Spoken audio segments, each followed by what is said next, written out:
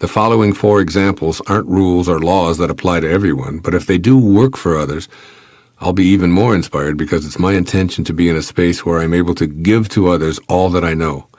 I also offer these ideas with a constant reminder that when one listens to Spirit, all things are possible. And even though I'm offering them in a numbered sequence, they certainly don't conform to any linear arrangement. 1. Alignment of feelings. When I feel good, or God, I'm aligned with Spirit. As I tell my children, we must rely on how we feel to determine our state of health, rather than seeking our answers in a medical printout full of numbers. Feeling energized, content, excited, and happy are better indicators of our health and well-being than having our bodily functions assessed by a distant laboratory. A positive, honest response to the question, does this or will this make me feel good, tells us immediately if we're aligned with our creative source or not. 2. Alignments with nature. Everything in nature is in spirit. It isn't spoiled by ego, nor can it ever be. So when nature speaks to us, we should listen intently. When a wild bird touches us, for instance, or a fish brushes by when we're swimming in the ocean or a lake, I believe that it's a direct communication from our source of being. Since these creations of God instinctively keep their distance, when they depart from their DNA patterns to actually contact us physically, I think we should pay attention. So be aware of episodes in nature that arouse spirit and kindle an inner spark of awe and admiration for you. You don't have to discuss it with another being. If it has meaning for you, it's valid.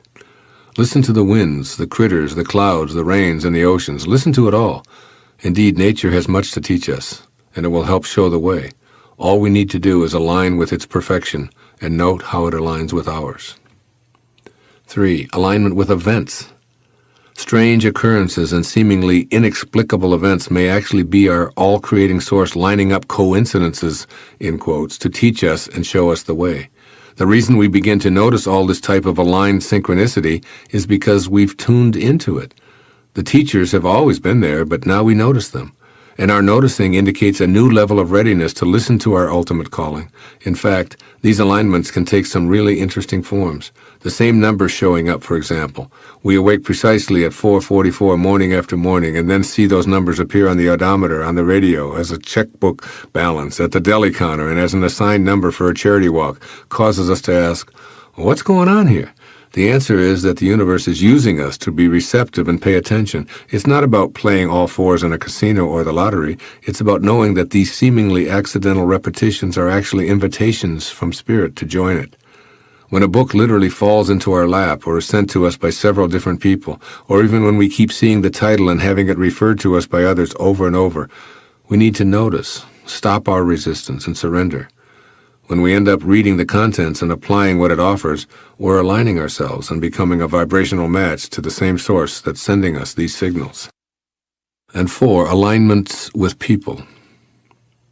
When people line up with our thoughts and mysteriously connect their physical presence with our private inner meanderings, we should take note.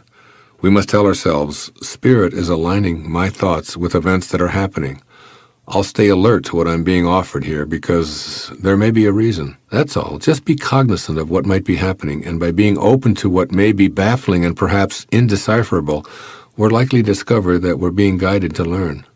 A few weeks ago, I was reading through a book I'd written 16 years ago.